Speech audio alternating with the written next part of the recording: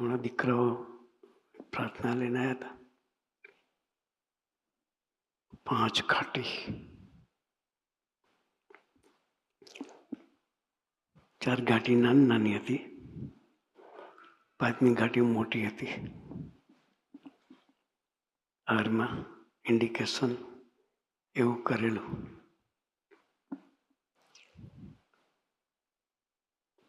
એ હતી ભેગા રહીને મહિમા સમજવું.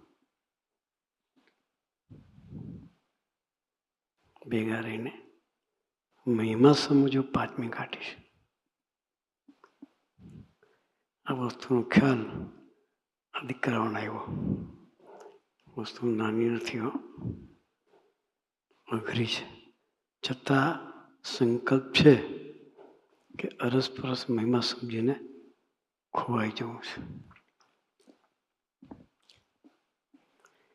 એ મહિમા તો જ સમજાશે.